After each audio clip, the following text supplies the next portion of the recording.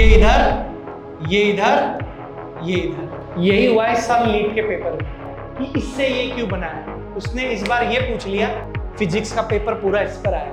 Paper tough आने का मतलब है आपके सिलेक्शन के चांसेस बढ़ जाते हैं। भी में है सभी में दिक्कत है, ओसी में ज्यादा दिक्कत नहीं, वो हो जाती है पीसी थोड़ा कम। पीसी में दिक्कत होती है। पीसी में क्या दिक्कत आती है? जैसे सर कैलकुलेशन नहीं होती। कैलकुलेशन नहीं हो पाती। सर ये क्वेश्चन आया था इस बार, याद करो। तो जमीनी हकीकत यही है कि नीट का पेपर अब आप लोगों के पास इसी तरीके का है। लंबे समय तक याद नहीं कर पाता। ठीक है, टॉपिक बताए सर जो याद नहीं रख पाता। हेलो हेलो हेलो, बैठ जाओ भाई, बैठ जाओ। 2 साल बाद वापस आया हूं इस जगह पर। 2 साल पहले आ रहा था। तो ड्रॉपर का फेज है। कितने लोगों ने नीट का एग्जाम दिया? एक बार हाथ खड़ा करो। दे दिया ना? अच्छा, नीट का एग्जाम देखने के बाद अगले 3-4 घंटे तक कुछ दिखाई दिया? दिखाई दिया? क्या दिखाई दिया? कि कुछ नहीं हुआ है। तो जमीनी हकीकत यही है कि नीट का पेपर अब आप लोगों के पास इसी तरीके का आएगा।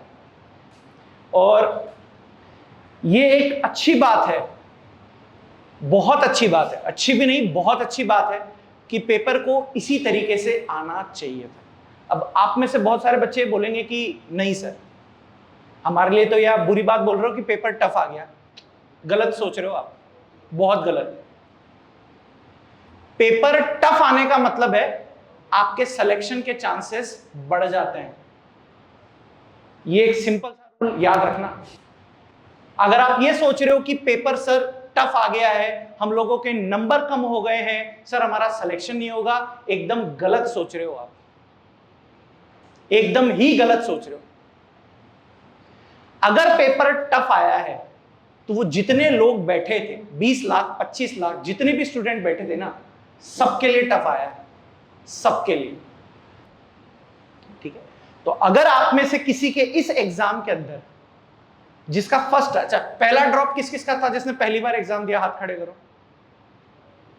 अच्छा, कितने नंबर आ रहे हैं तेरे? जोड़ा कितने? 240। ठीक है, फेयर इनफ है। अगर किसी ने पहला ड्रॉप लिया हुआ है, उसके 300, 350, 250, 400 के आसपास भी बन रहा है, बहुत सही है, बहुत सही है। ठीक है, बहुत सही है, बहुत सही। पेपर के लेवल को देखते हुए, क्योंकि आज से पहले आप लोग क्या देख रहे थे? क्या पूछ रहा है क्वेश्चन वाला? वुड्स अभिक्रिया किसे कहते हैं? PV is equal to NRT पूछ रहा है, या फिर फर्स्ट आईपी का ऑर्डर पूछ रहा है। इस बार उसने क्वेश्चन क्या पूछ लिए? स्टेटमेंट बेस्ड पूछ लिए। जैसे याद होगा आपको, आर्सेनिक वाला स्टेटमेंट पूछ लिया, गैलियम वाला स्टेटमेंट पूछ लिया आप लोगों से।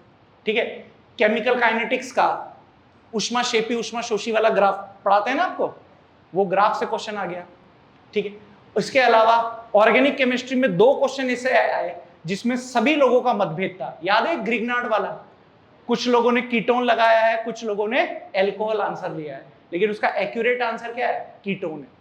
हमने भी जब पेपर डिस्कशन कराया ना, तो छुपके से एक बात बोल दी कि 99% आंसर क्या है? कीटोन। लेकिन हम भी सेफ रहने के लिए क्या बोल रहे हैं कि 1% चांस है कि आंसर क्या जा सकता है? एल्कोहल। फिर एक क्वेश्चन और आया आपके पास ऑर्गेनिक के अंदर।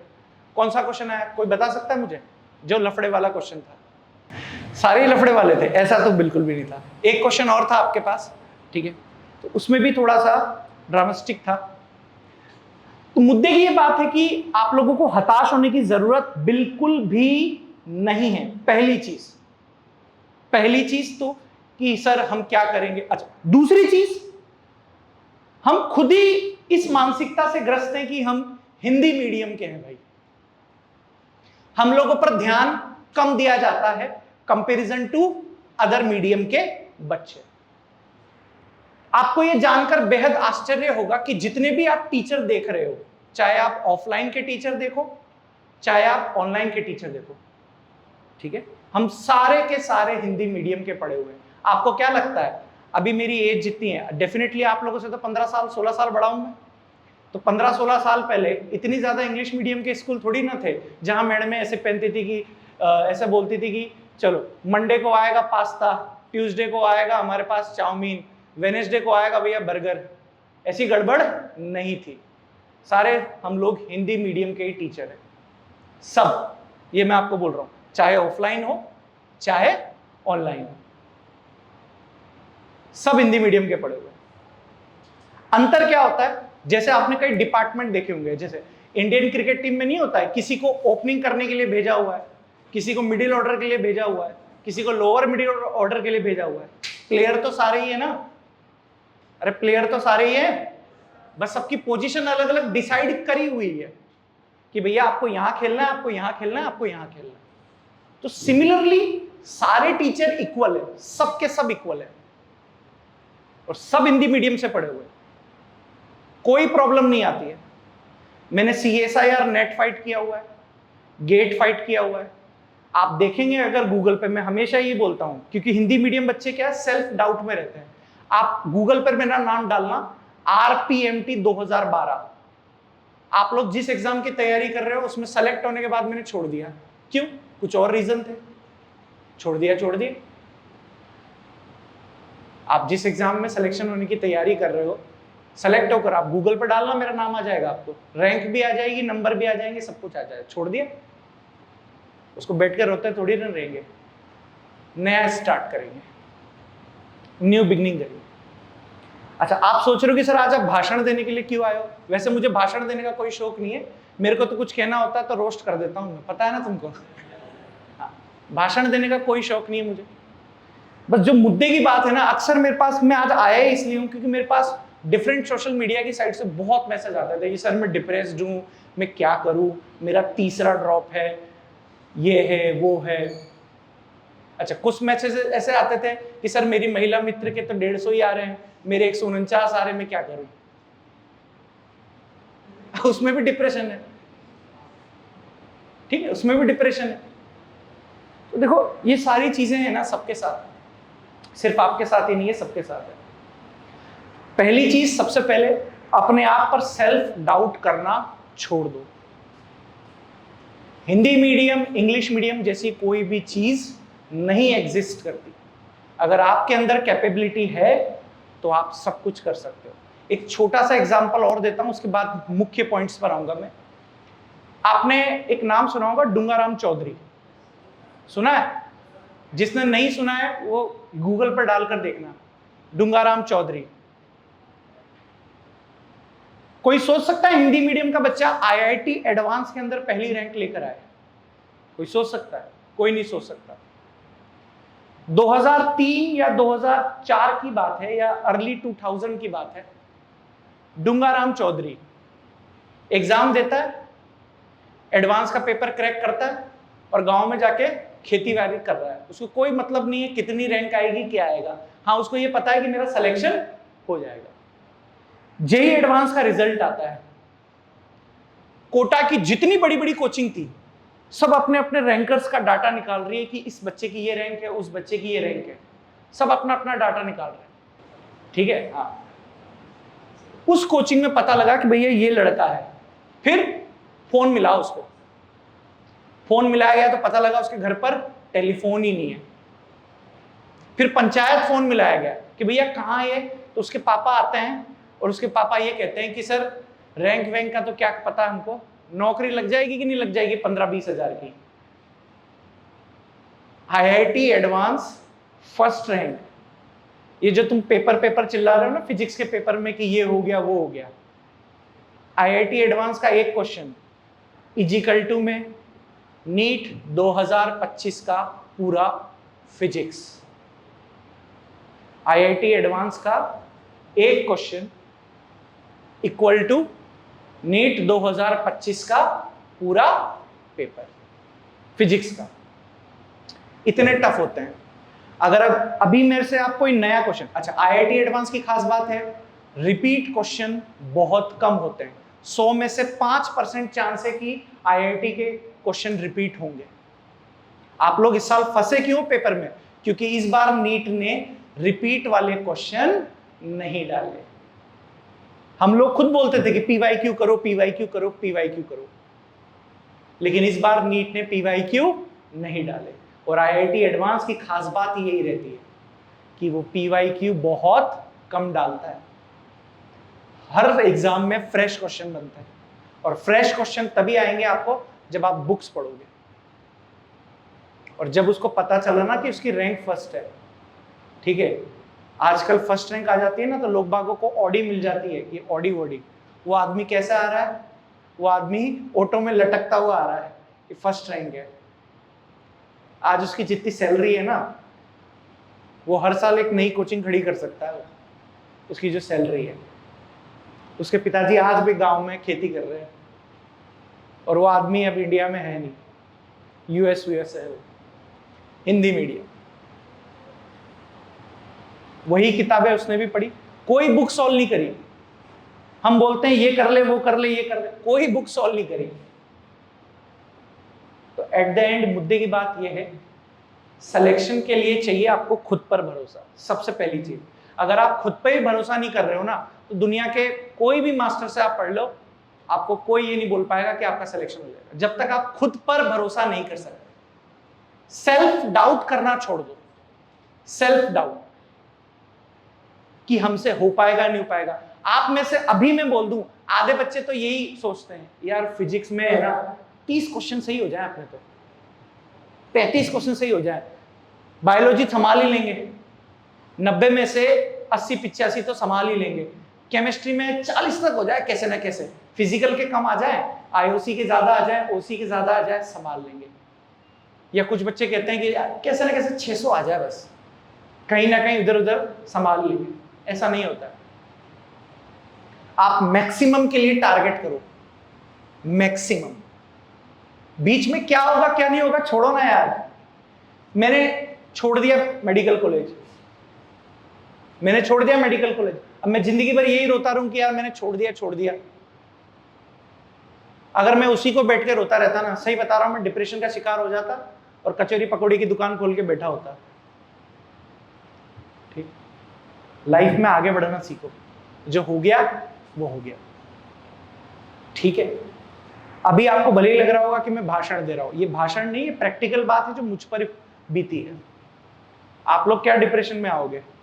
ठीक है, डिप्रेशन में उस टाइम आते थे, आजकल तो चलो मोबाइल है आपके पास, आपको डिप्रेशन होगा तो रील देख लोगे, है ना, कुछ भी देख लोगे, ठीक है, डिप्रेशन चला जाएगा। हम लोगों के टाइम पे मोबाइल भी नहीं था, ठीक, माँ बाप को पता भी नहीं था कि क्या करेगा छोरा, माँ बाप को बिल्कुल भी नहीं पता था क्या करेगा।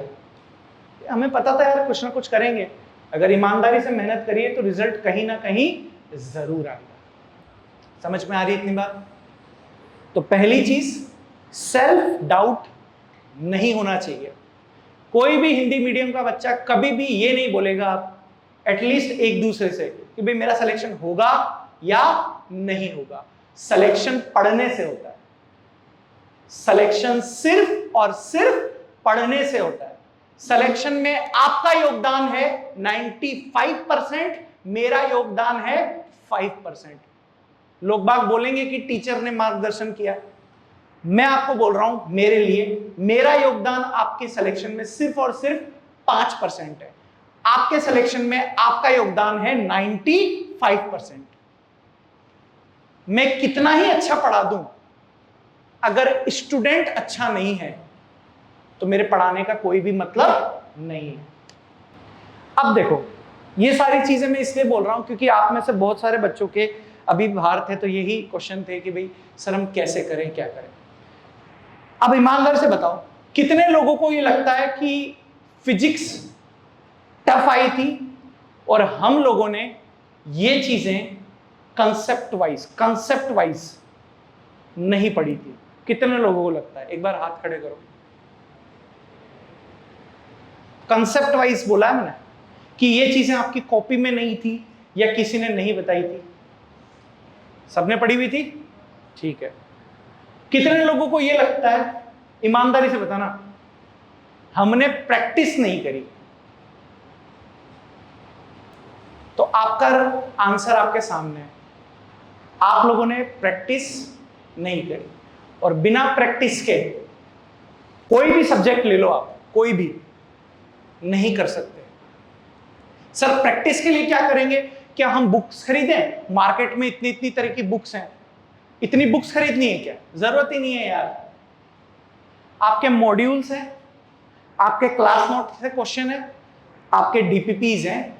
इसके अलावा सबसे बेस्ट तरीका बताता हूं मैं, हमेशा काम आता है। सबसे बेस्ट क्या है? टेस्ट सीरीज ले लो। पीडब्ल्यू के टेस्ट तो आप देते ही हो, मार्केट में आपको जो भी अवेलेबल हो, जो भी अवेलेबल हो, जहां से भी अवेलेबल हो, टेस्ट सीरीज ले लो। क्योंकि हर तरीके के क्वेश्चन आपको कहां मिलते हैं? टेस्ट के अंदर। और आप टेस्ट के लिए ही सीरियस नहीं हो, तो यही आपकी सबसे बड़ी कमजोरी है। आप टेस्ट को कभी भी सीरियसली नहीं लेते हो। तो टेस्ट को सीरियसली लेना सीख जाओ। अगर आप टेस्ट को सीरियसली लेना सीख गए ना, आपके सिलेक्शन 50% तो वैसे ही बढ़ जाएगा। तो टेस्ट देना सीखना है। समझ में आ रही बात? ठीक है। बायोलॉजी में किसी को, कितने लोगों को प्रॉब्लम है? बायोलॉजी में कितने लोगों को प्रॉब्लम है? प्रॉब्लम इन द सेंस कि याद नहीं रख पाते। मैं ये फीडबैक लेने नहीं आया हूं।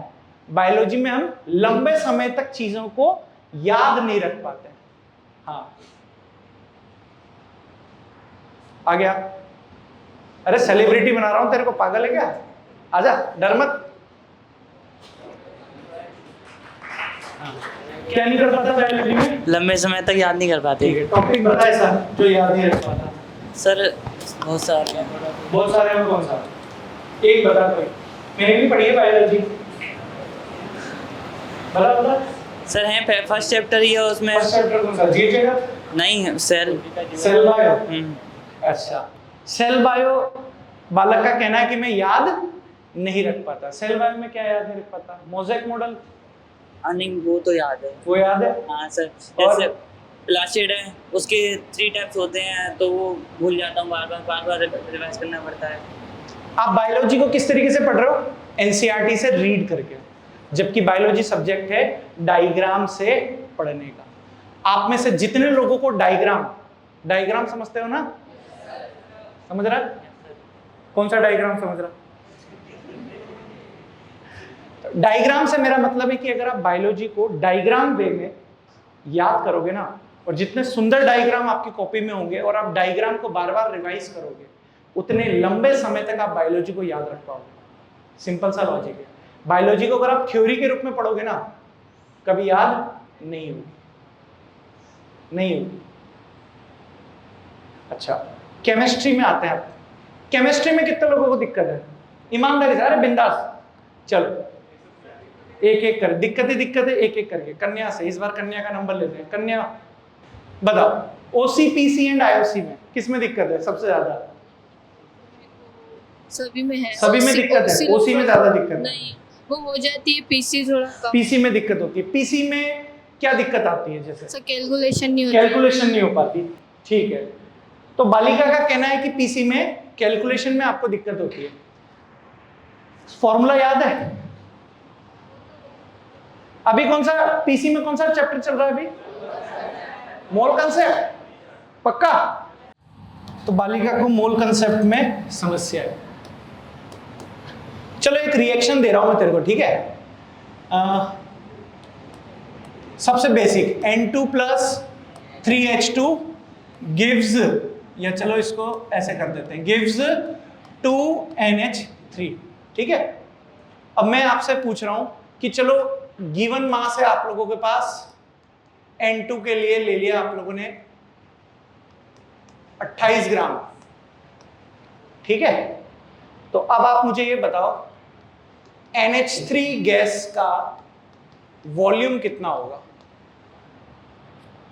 कैसे करोगे? सॉल्व कर देगा? आजा ले बेटा। माइक चाहिए? कर।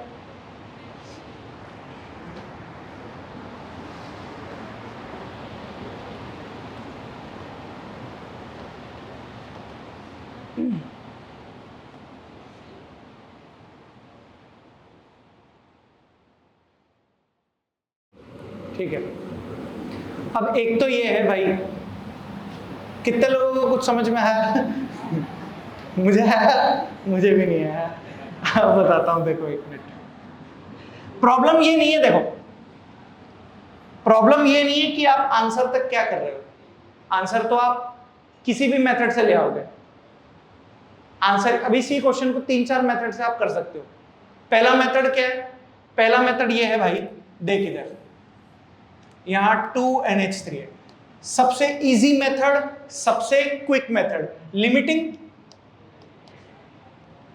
या फिर लिमिटिंग रिएजेंट के बाद स्टाइकियोमेट्रिक कोफिशिएंट। स्टाइकियोमेट्रिक कोफिशिएंट मतलब रस समीकरण मितीय गुणांक। कितना है इसका? 1, 3, 2।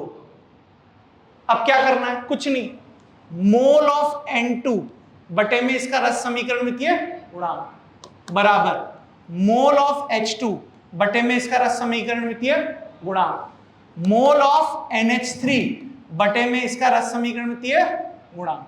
खत्म। अब इंफॉर्मेशन किसके बारे में दी है? N2। पूछा किसके बारे में है? NH3।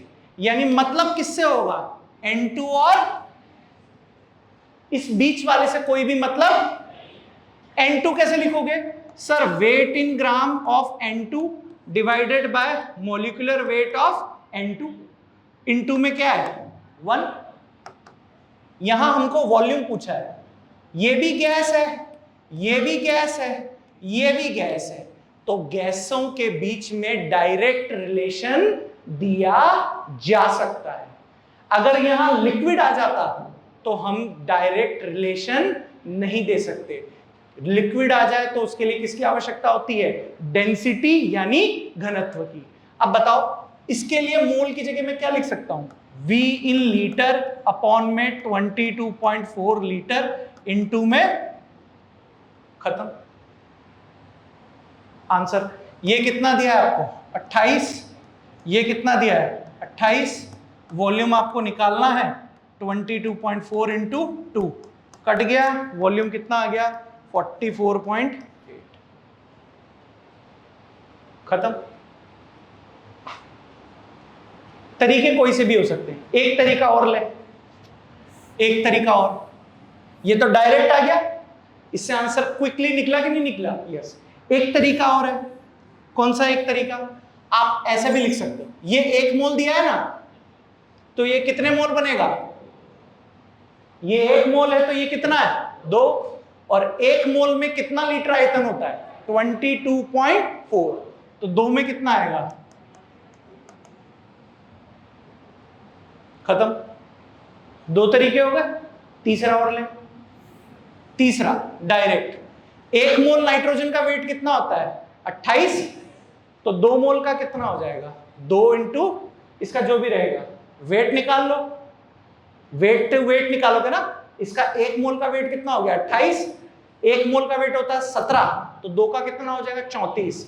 तो यहां से निकल जाएगा आपके पास वेट, और फिर वेट से क्या निकाल लोगे? वॉल्यूम, जो वो करके गया था। 3 तरीके। आपको तीनों आते हैं। मैं ये नहीं कह रहा कि आपको एक ही आता है, आपको तीनों आते हैं। फैसला आपको करना होता है एग्जाम हॉल में कि तरीका कौन सा लगा है। हो सकता है उसके दिमाग में तीसरा तरीका बैठा है, इसके दिमाग में पहला तरीका बैठा है, इसके दिमाग में दूसरा तरीका बैठा है। समझ गए ना मेरे कहने का मतलब? उसके तरीके से क्वेश्चन थोड़ा सा लंबा हो गया, इसके तरीके से थोड़ा सा छोटा हो गया, इसके तरीके से और छोटा हो गया। तो आंसर तक जल्दी कौन पहुंच पा रहा है? ये। क्वेश्चन तो तीनों को ही आ रहे हैं ना, मेरे कहने का मतलब समझो। क्वेश्चन तो तीनों को आ रहे हैं, फर्क है कि इसने जल्दी कर लिया है तो ये दूसरे क्वेश्चन पर टाइम ज्यादा दे पाएगा, और आपको टाइम लग रहा है तो आप बाकी के क्वेश्चन पर टाइम कम दे पाओगे। समझ में आ रही बात? अरे बोलो। चलो, ये तो बात हो गई आपकी किसकी? पीसी की। जो बच्ची का डाउट था कि सर कैलकुलेशन में दिक्कत आती है, तो कैलकुलेशन में आपको गुणा करना आता है, भाग देना आता है, सब कुछ आता है, आपको सब आता है। ये बात मत बोला करो कैलकुलेशन में दिक्कत होती है। आपको कैलकुलेशन में दिक्कत नहीं होती, लिमिटेड टाइम के अंदर आंसर निकालने में दिक्कत होती है। आप घर पे बैठ के जब जाओगे ना, आप घर पर बैठ के जब क्वेश्चन करोगे ना, आपसे क्वेश्चन बन जाते हैं। लेकिन जब आप टेस्ट पेपर करने बैठते हो या किसी एग्जाम में बैठते हो, तो जो लिमिटेड टाइम होता है ना, वहां पर जल्दी करने के चक्कर में आपसे एरर होती है, या जो पॉइंट्स में कैलकुलेशन आती है आप उसको नहीं कर पाते। आपको गुणा करना सबको आता है, भाग देना सबको आता है, और अगर नहीं आता होता ना तो 12वीं भी पास नहीं करते।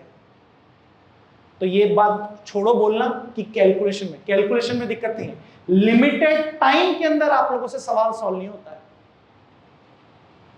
समझ में आई बात? तो एनालिसिस करना सीखो अपने आप को। प्रॉब्लम ये है कि आप सेल्फ एनालिसिस नहीं करते।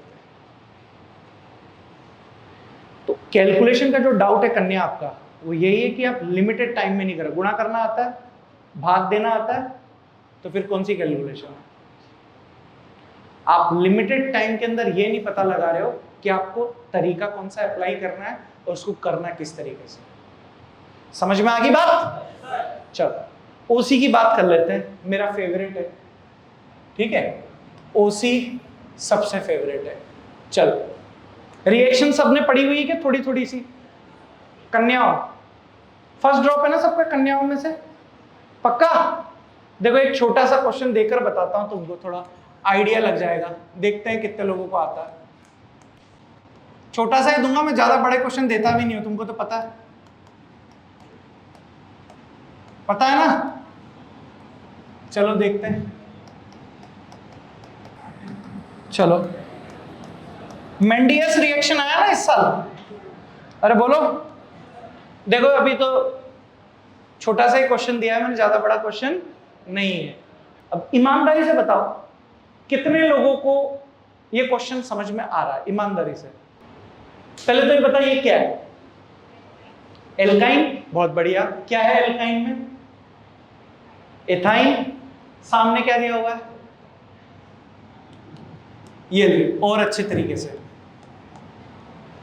हिंदी में बोले तो रक्त तप्त आयरन नलिका। क्या बन सकता है? कुछ आइडिया? बेंजीन। बैठ जाए। अब आपने ये डायरेक्ट बता दिया क्योंकि आपको इसका अभ्यास है, लेकिन अगर मैं आपसे पूछूं कि इथाइन से ए बना कैसे होगा, इससे बेंजीन जो आप बोल रहे हो कि बेंजीन बना है, कैसे बना है?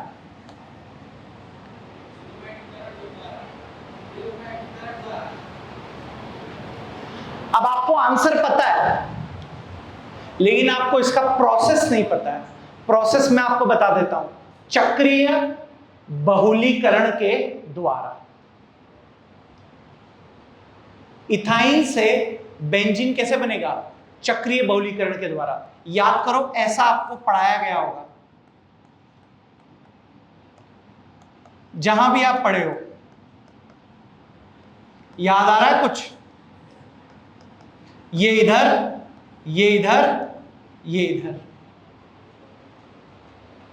यही हुआ इस साल नीट के पेपर में। आपको हैबिट क्या थी? डायरेक्ट आंसर लगाने की। और उसने ये नहीं पूछा है कि इससे ये क्यों बना है, उसने इस बार ये पूछ लिया कि बताओ इससे ये बन रहा है कौन सी मैकेनिज्म से बन रहा है। मतलब मैं आपको एक क्वेश्चन फ्रेमिंग बता रहा हूं, क्वेश्चन फ्रेमिंग बता रहा हूं। आपको आ गया आंसर, लेकिन आपको यह भी अब पता करना पड़ेगा इस साल, क्योंकि अब आप नीट के पेपर का पैटर्न जान चुके हो। नीट के पेपर का पैटर्न अब वही रहेगा जो AIPMT का रहा करता था। AIPMT नाम सुना है? नीट से पहले जो होती थी, all India pre medical test, जिसमें 2 एग्जाम होते थे, प्री और मेंस। मैंने भी दिया था एक बार 2012 में, मैंने भी दिया था। मेरा प्री क्लियर हो गया था, मेंस की कट ऑफ मेरी क्लियर नहीं हुई थी। और वहां पर इसी तरीके के क्वेश्चन पूछे जाते थे। आप लोगों की किस्मत अच्छी है कि बीते 4-5 साल से नीट के पेपर का लेवल काफी कम था और एक ही एग्जाम होता था, नंबर ऑफ सीट्स बहुत ज्यादा थी। हम लोगों के टाइम पर AIPMT होती थी, ऑल इंडिया कोटे की मात्र 2000 सीट्स थी, मात्र 2000, और 2 एग्जाम होते थे। आगे की गणित किसी को पता है? बेंजीन की रिएक्शन CH3Cl निर्जल AlCl3 के साथ क्या होगी? क्या होगा? ये CH3 इस बेंजीन के ऊपर जुड़ जाएगा। कौन सी रिएक्शन है? फ्रीडल क्राफ्ट एल्किलीकरण, यानी यहां पर आप लोगों के पास जो बनेगा वो क्या बन जाएगा, टोल्यूइन। सर बेंजीन है O3ZnH2 है, ओजोनी अपघटन कौन सा है, अपचयन है कि ऑक्सीकरण है, अपचयन है। अगर यहां जिंक आ रहा है तो इसका मतलब वो है अपचयन ओजोनी अपघटन, क्योंकि जिंक क्या है, मेटल, और धातु इस दुनिया में क्या करने आया है, इलेक्ट्रॉन लेने कि देने, इलेक्ट्रॉन देने, यानी ये इलेक्ट्रॉन देगा और जो इलेक्ट्रॉन दे रहा है इसको देगा, इसका मतलब इसका क्या करवा रहा है, अपचयन। लॉजिक से पढ़ना है। सर अपचयन के द्वारा यहां पर क्या बनेगा, 3CHO, पता है आपको, बॉन्ड को तोड़ना है, कुछ नहीं करना। सर टोल्यूइन है, KMnO4 है, KOH है, क्या होगा, क्या होगा, आंसर नहीं, प्रोसेस, आंसर तक तो हर कोई पहुंच जाएगा, क्या होगा, ऑक्सीकरण। पहले KMnO4 KOH क्या करेगा, ऑक्सीकरण, और ऑक्सीकरण करने के बाद आपके पास बनेगा सॉल्ट। उस सॉल्ट का जब आप जल अपघटन कराओगे तो यहां पर आप लोगों के पास जो D बनेगा वो क्या बन जाएगा, एसिड, नाम हो जाएगा बेटा इसका क्या, benzoic acid. Sir benzoic acid है, सामने NaOH प्लस CaO है, क्या करता है ये, कौन सी रिएक्शन है, सोडा लाइम वी कार्बोक्सिलीकरण, यानी क्या निकाल देता है, CO2, क्या निकाल देता है, CO2, यानी यहां से CO2 निकल जाएगा तो वापिस यहां पर क्या बन जाएगा आप लोगों के पास, बेंजीन, वापिस क्या बन जाएगा बेटा, बेंजीन। सर टोल्यूइन की रिएक्शन CrO2 Cl2 CS2, इस साल का क्वेश्चन है, इस साल का क्वेश्चन है, बताओ कितने लोगों को पता है इस रिएक्शन का नाम, रिएक्शन नहीं पूछी उसने, इस साल क्या दिया आपको, रिएक्शन का नाम दिया है, बताओ, इटार्ड रिएक्शन, कौन सी रिएक्शन है, इटार्ड रिएक्शन, और इटार्ड रिएक्शन से यहां पर आप लोगों के पास क्या बन जाएगा, सर CHO, सर बेंजल्डिहाइड है, अब आप रटते हो, ये देखा सामने NH2NH2OH, कौन सा रिडक्शन है, वॉल्फ किश्नर, क्या करेगा, CHO को किस में बदल देगा, CH3 में, तो ये लो। सर ZnHg कंसेंट्रेट HCl कौन सा है, क्लीन मेंशन, कौन सा है, क्लीन मेंशन, क्या हो जाएगा वापस से यहां पर आप लोगों के पास, एसिड नहीं, टोल्यूइन। सर अब ये आ गया टोल्यूइन, अब क्या हो सकता है, Cl2 है, HNu है, बेंजीन तो Cl2 और HNu के साथ रिएक्शन नहीं देगा, क्यों नहीं देगा, पूछा गया था इस साल, क्यों, एरोमेटिक होता है बेंजीन, और एरोमेटिक होने की वजह से क्या हो जाता है, स्टेबल, और स्टेबल हो जाएगा तो फिर यहां पर इसके साथ रिएक्शन नहीं करेगा, लेकिन ये CH3 यहां पर आपके पास रिएक्शन कर देगा, कौन सी रिएक्शन, मुक्त मूलक प्रतिस्थापन अभिक्रिया, फ्री रेडिकल सब्स्टिट्यूशन रिएक्शन, क्या हो जाएगा आप लोगों के पास यहां पर CH2, यहां पर आप लोगों के पास Cl, फिर क्या होगा, एक्वस KOH है, एक्वस KOH में क्या होगा, Cl की जगह पर क्या लगा देना है, OH, तो यहां पर J जो आप लोगों के पास बनेगा कुछ नहीं करना है, ये क्या बन गया, CH2OH, PCl5 है, क्या करोगे, OH की जगह पर Cl, CH2Cl, सर Cl है यहां पर KCl, कौन सी अभिक्रिया, नाभिक स्नेही प्रतिस्थापन अभिक्रिया, Cl की जगह क्या लगा देना है आपको, Cn, यानी यहां बन जाएगा CH2Cn, H3O+, यानी यहां पर ये साइनाइड है, इसका हो जाएगा पूर्ण जल अपघटन, साइनाइड का पूर्ण जल अपघटन कराते हो तो क्या बन जाता है आपके पास, एसिड, ये CH2, ये COOH। सर साइनाइड का आंशिक जल अपघटन कराते हो तो क्या बन जाता है, एमाइड, यानी यहां पर आप लोगों के पास क्या बन जाएगा सर, CH2CONH2।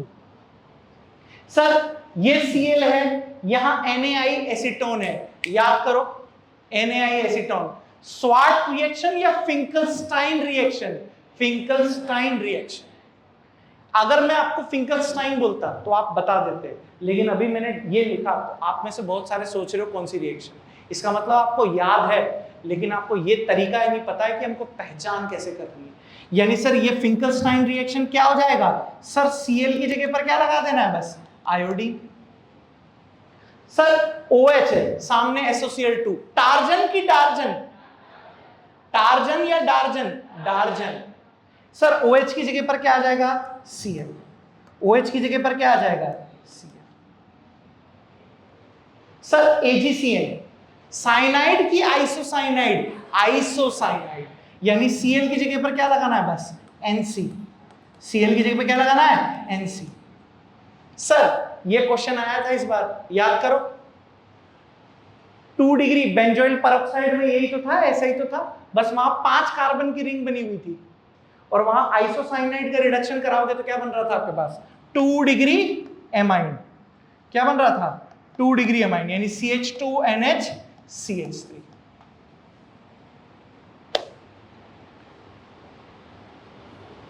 हो गया, कुछ बाकी रहा क्या, हो गया।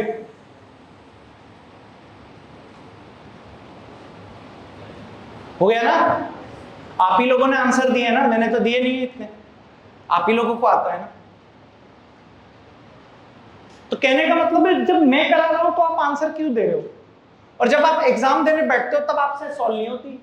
इतनी बड़ी तो नहीं आती ना आपके एग्जाम में, इतनी बड़ी आती है, 3 या 4 रिएजेंट आते हैं, आपने इतनी बड़ी कर दी है और आप एग्जाम में 3-4 रिएजेंट वाली नहीं कर पा रहे हो। क्यों नहीं कर पा रहे हो, क्योंकि आपके अंदर कॉन्फिडेंस ही नहीं है। अभी आप लोगों ने बताया ना ये सारे, फिर वहां क्यों नहीं कर पाते हो, क्योंकि सवाल को करने का कॉन्फिडेंस ही नहीं है। और क्यों नहीं है सवाल को करने का कॉन्फिडेंस, क्योंकि घर पर बैठ के हम दोबारा इस सवाल को देखेंगे ही नहीं। तो मुद्दा सिर्फ इतना सा है, अपनी कमियों को थोड़ा पहचानो, जितनी जल्दी अपनी कमियों को पहचानोगे ना उतनी जल्दी दूसरों से आगे निकल जाओगे। अब मैं आपको कुछ तरीके बता देता हूं। देखो, मैं आपको ये नहीं बोलूंगा कौन सा चैप्टर इंपॉर्टेंट है कौन सा चैप्टर लेस इंपॉर्टेंट है, क्योंकि एनटी वालों ने इस बार बता दिया। अच्छा, ये यूट्यूब पे जितनी वीडियोस आती है ना अपनी मेरी, अच्छा बेटा तू ये बता रहा, ले तू ये बता रहा, ले, समझ रहे हो ना। इंपॉर्टेंट सारे चैप्टर होते हैं। पढ़ना किस तरीके से, मैं आपको कंसेप्ट बता रहा हूं, अगर आपने ये फॉलो कर लिया ना आपके बहुत आराम से, एवरेज मार्क्स बता रहा हूं मैं 550 से 600 के बीच में एवरेज, जिसने कुछ भी नहीं पढ़ा हुआ है ना उसके भी मेंटेन हो जाएंगे। सर सबसे पहले करना क्या है, हम जो फॉर्मूले रटने वाले हो गए हैं, फॉर्मूले रटने वाले, आप लोग कैसे करते हो मैं बताऊं, क्वेश्चन कैसे करते हो मैं बताता हूं आपको। सर मान लो हम लोगों को थर्मोडायनेमिक्स का क्वेश्चन आया, ठीक है, आया था ना इस बार BASO4 वाला, थर्मोडायनेमिक्स का क्वेश्चन आया। मान लो हम लोगों से वर्क वाला ये फॉर्मूला है, माइनस का 2.303 nRT log base 10 V2 by V1 isothermal का है। हम क्वेश्चन में क्या ढूंढेंगे, मोल दिए हुए हैं, टेम्परेचर दिया हुआ है, V2 है, V1 है, लगाओ फॉर्मूला। अब नीट वाले कैसा पेपर दे रहे हैं, फॉर्मूला तो यही लगेगा, फॉर्मूला तो यही लगेगा, लेकिन मोल के लिए उसने क्या दे दिया आपको, मोल कंसेप्ट प्लस थर्मोडायनेमिक्स। यानी मोल डायरेक्टली नहीं देगा आपको, मोल के लिए आपको जैसे मैंने N2 + 3H2 gives 2NH3 लिखी थी ना अभी समीकरण, तो मोल आपको क्वेश्चन में देकर नहीं भेजेगा, मोल आपसे निकलवाएगा। तो आपके लिए कौन सा क्वेश्चन हो गया ये, टफ क्वेश्चन। और सर टफ आ गया, सर टफ आ गया, टफ नहीं आया है, उसने क्वेश्चन को क्या कर दिया है, घुमा दिया है। अब जिस बच्चे के लॉजिक स्ट्रांग होंगे ना, तो पहले वो क्या करेगा, इस फॉर्मूले के लिए मोल निकालेगा, फिर मोल निकालने के बाद इस फॉर्मूले में रखेगा, तब जाकर उसका आंसर आएगा। अब इसके लिए क्या चाहिए आपको, क्वेश्चन की प्रैक्टिस। जितनी ज्यादा प्रैक्टिस करोगे उतनी ज्यादा स्पीड बढ़ेगी। क्वेश्चन टफ नहीं होता है। इस साल का पेपर भी अगर आप देख के आए हो तो फिजिक्स और फिजिकल केमिस्ट्री के जो क्वेश्चन आपसे नहीं बने हैं, आप अगर घर में बैठकर भी ट्राई करोगे ना तो उन 10 सवालों में से एटलीस्ट 3 से 5 सवाल आप बना लोगे अब घर पे बैठ के आराम से। जो क्वेश्चन को वहां 1 मिनट में नहीं बन पा रहा था, अब घर पे बैठ के आराम से आप 15 मिनट दोगे ना तो आप पूरा क्वेश्चन बना लोगे।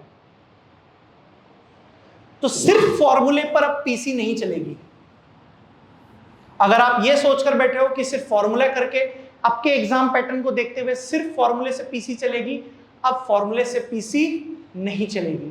सबसे पहले आपको पता लगना चाहिए कि सर कंसेप्ट कौन सा लग रहा है, और उस कंसेप्ट से निकलकर यानी उस कंसेप्ट से आपको क्या निकालना आना चाहिए, फॉर्मूला।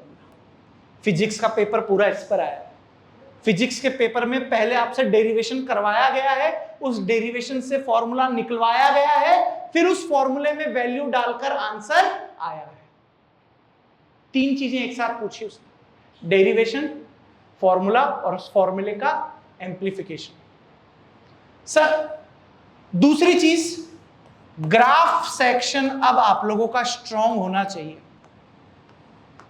सर ग्राफ वाले कौन कौन से हम लोगों के पास चैप्टर है जिसमें ग्राफ से ज्यादा क्वेश्चन आएंगे? सबसे पहला है इसमें आप लोगों के पास रासायनिक बलगतिकी, रासायनिक बलगतिकी यानी केमिकल काइनेटिक्स। सर दूसरा कौन सा चैप्टर है? सर दूसरा चैप्टर है आप लोगों के पास थर्मोडायनेमिक्स यानी ऊष्मा गतिकी। सर तीसरा कौन सा चैप्टर है जिसमें ग्राफ से ज्यादा क्वेश्चन आप लोगों के पास पूछे जाते हैं? सर तीसरा हम लोगों के पास यहां पर चैप्टर रहने वाला है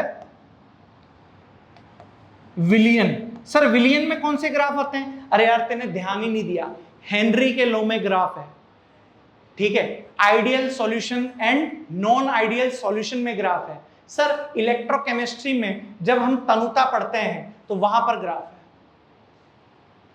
समझ में आ रही है कि नहीं आ रही बात? बाकी किसी भी चैप्टर्स में आपको ग्राफ इतने नहीं मिलेंगे। तो इन 3 चैप्टर्स के तो आप लोगों को ग्राफ करने ही करने। सर तीसरी चीज सबसे बेस्ट है, तीसरी चीज सबसे बेस्ट, ये हर चैप्टर में आपको अप्लाई करना है, ज्यादा कुछ नहीं बोलूंगा। तीसरी चीज जो आपको करनी है वो करनी है क्वेश्चन प्रैक्टिस। जितनी ज्यादा क्वेश्चन प्रैक्टिस करोगे ना उतना ज्यादा पीसी में अच्छा करोगे। ये 3 चीजें आपको हर चैप्टर में अप्लाई करनी है। बस मैं कुछ नहीं बोल रहा आपको कि ये चैप्टर में से ज्यादा आएंगे, ये चैप्टर में। इस साल के नीट के पेपर ने धज्जियां उड़ा के रख दी है सारे कमिटमेंट्स की। जो बोलते थे कि यहां से आएगा, वहां से आएगा, ये आएगा, वो आएगा, कुछ नहीं। एनटीए की मर्जी है, कहीं से भी उठा के कुछ भी दे सकता है, लेकिन हाँ इन्हीं में से आएगा। क्या फॉर्मूला बेस्ड, कंसेप्ट बेस्ड आता है पीसी में? यस। क्या ग्राफ बेस्ड आता है? Yes. Sir question practice. Sir OC के लिए क्या करना है? ओसी के लिए क्या आना चाहिए? जिस बच्चे को ये आ गया सामान्य कार्बनिक रसायन, जिस बच्चे को ये आ गया ना आधी ऑर्गेनिक केमिस्ट्री आ जाएगी, याद रखना। और अगर ये नहीं आई तो बहुत रुलाती है। ऑर्गेनिक की एक ही कहानी है, या तो समझ में पूरी आती है या फिर किसी को नहीं आती है। ऑर्गेनिक की एक ही कहानी है, जिस बच्चे को ऑर्गेनिक आएगी या तो पूरी आएगी या कुछ नहीं आएगी। और ऑर्गेनिक के लिए आपको ये चैप्टर आना बहुत जरूरी है। सर दूसरा क्या करेंगे? सर जीओसी तो कर लेते हैं लेकिन हमसे रिएक्शन का पता नहीं लगता। जैसे अगर हमको आप स्वाट रिएक्शन बोलकर भेजोगे तो स्वाट रिएक्शन हम कर लेंगे, लिख देंगे, लेकिन जब एग्जाम में हमसे आएगा ना लिखा हुआ, जैसे ये था RCl, सर यहां NaI, ठीक है, सॉरी NaI नहीं, यहां पर ले लो आप AgF ले लो। जब ऐसा दिखा हुआ लगता है तो कई बार हम चीजें भूल जाते हैं। तो उसके लिए क्या करना है आपको? Sir sequential reaction. Sequential reaction का मतलब क्या हो गया? क्रमागत रिएक्शन, सीक्वेंशियल रिएक्शन। जितनी जहां से प्रैक्टिस हो सके, जहां से प्रैक्टिस हो सके। सर तीसरी चीज, ये 3 चैप्टर आप लोगों के पास जहां से स्टेटमेंट बेस्ड क्वेश्चन आते हैं हमेशा। कौन सा? सर बायोमोलिक्यूल यानी जैवाणु। सर दूसरा आप लोगों के पास है एमाइंस, ठीक है। और तीसरा आप लोगों के पास होता है बेटा कार्बोनाइल कंपाउंड, कार्बोनिल यौगिक। सर यहां से देखो जरा, पिछले 4-5 साल के पेपर उठाकर देखो, जो असेशन रीजन वाले क्वेश्चन है, एआर वाले क्वेश्चन है, एआर के बाद आपके स्टेटमेंट बेस्ड जो क्वेश्चन है वो यहीं से। इस साल का भी देखो आपके पास आया होगा ना, अपचाई शर्करा, जेवणु, अमीन्स और कार्बोनिल यौगिक।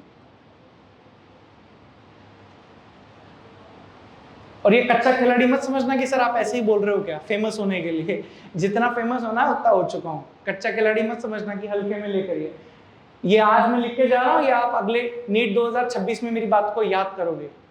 ये बहुत एनालिसिस करके बता रहा हूं मैं। ये अगर आपने कर लिया बहुत अच्छे से आपकी प्रैक्टिस हो जाएगी। सर आईओसी में क्या करना है, आप लोग अब तक तो समझ ही गए होंगे। सबका प्यारा दुलारा, सबकी आंखों का तारा, जिसने हमें एग्जाम में बहुत मारा। ठीक है, कहां कौन से क्वेश्चन में फंसते हो?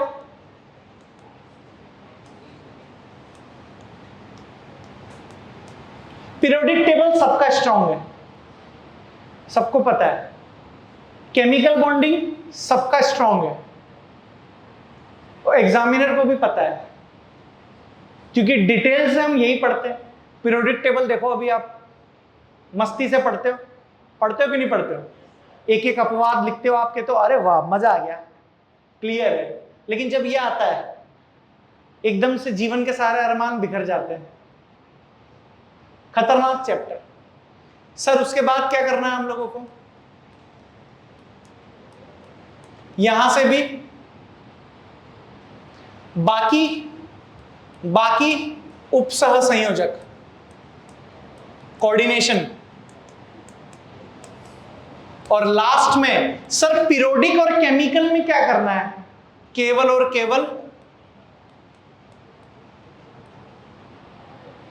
केवल अपवाद। क्योंकि बनाने वाला ये तो देगा नहीं कि वर्ग में ऊपर से नीचे जा रहे हैं, वर्ग में ऊपर से नीचे जाने पर साइज बढ़ती है तो आईपी घट जाती है। उसको भी पता है और तुमको भी पता है कि सर आवर्त में बाएं से दाएं जाने पर जेड इफेक्टिव बढ़ जाता है तो साइज क्या हो जाएगी हमारी? घट जाएगी। उसको भी पता है एंड आपको भी पता है। ठीक है, एग्जामिनर मेरे जैसा होता है जिसके बाल झड़ चुके हैं। ठीक है, तो कहने का मतलब उसको पता है कि तुम्हें क्या आता है और मुझे पता है कि तुम्हें क्या आता है। तो अगर मैं पेपर बनाऊंगा ना तो वहां उलझाऊंगा जहां आप लोग नहीं पहुंच सकते।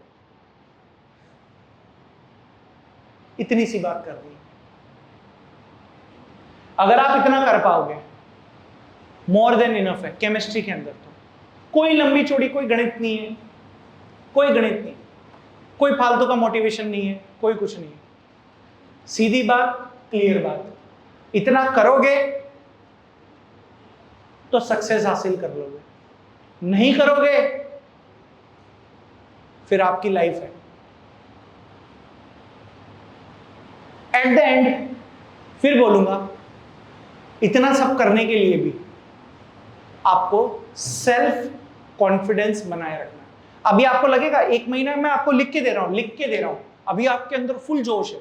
अभी आप घर पे जाते हो, डीपीपी के क्वेश्चन लगा लेते हो और आप अरे यार उड़ा दिए। कौन सा फिजिक्स में क्या चल रहा है अभी? बेसिक मैथ्स चल रहा होगा, 1D वगैरह अभी आपसे बन रहे होंगे आराम से। केमिस्ट्री में क्या चल रहा है? IUPAC बन रहे होंगे, क्वेश्चन बन रहे होंगे, थोड़े बहुत बन रहे होंगे अभी। ठीक है, उस IOC में पीरियोडिक टेबल चल रहा होगा शायद, केमिकल बॉन्डिंग स्टार्ट ही नहीं हुई, पीसी चल रही होगी। पीसी में क्या चल रहा है? मोल कंसेप्ट, तो अभी शुरू में बन रहे होंगे।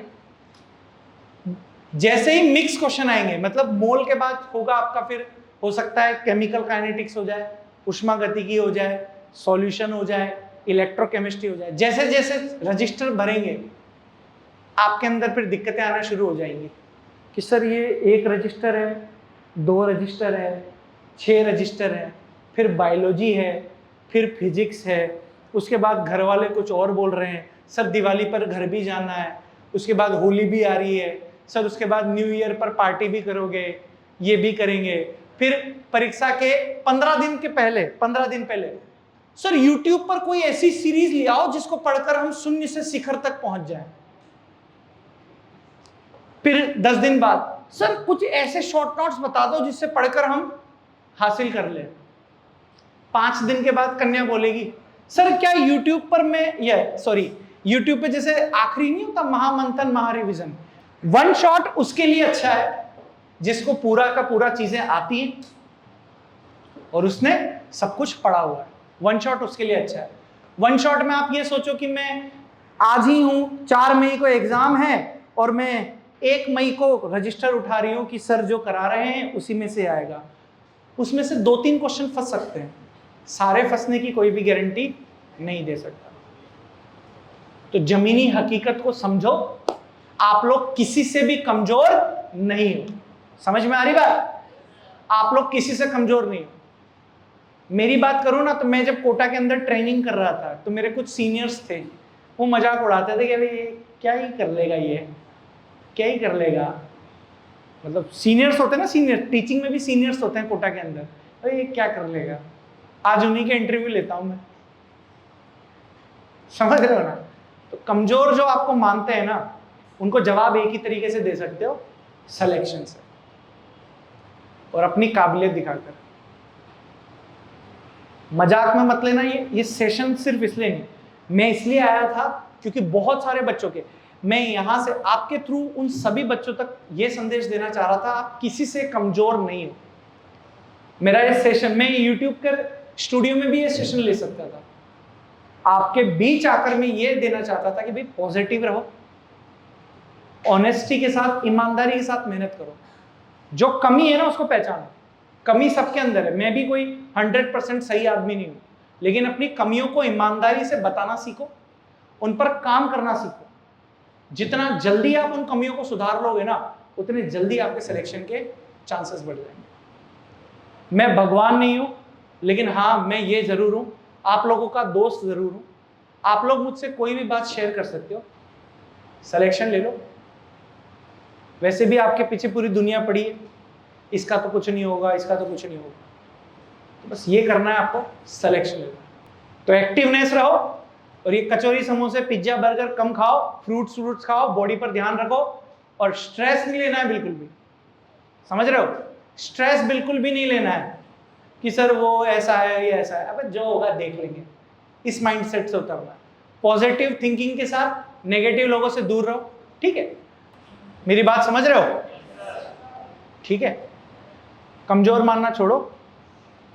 और जिसके जितने भी नंबर आ रहे हैं, किसी के 250 आ रहे हैं, किसी के 300 आ रहे हैं, और हर टेस्ट में ये कोशिश करो अपने आप को इंप्रूव करने की। 250 वाला एकदम 500 कभी नहीं पहुंच पाएगा, 250 से कोशिश करो 350, 300 वाला कोशिश करे 350, 350 वाला कोशिश करे 400, 50-60 नंबर, 50-60 नंबर हर टेस्ट में इंप्रूव करो। ठीक है भाई लोग? बाकी इतना ही कहना चाहता हूं आप लोगों को, ऑल द वेरी बेस्ट। आप लोगों के बीच आकर बहुत अच्छा लगा। और भी बातें करते हैं, और भी कोई डाउट है तो बाहर अपन लोग मिल लेते हैं। ठीक है बच्चों?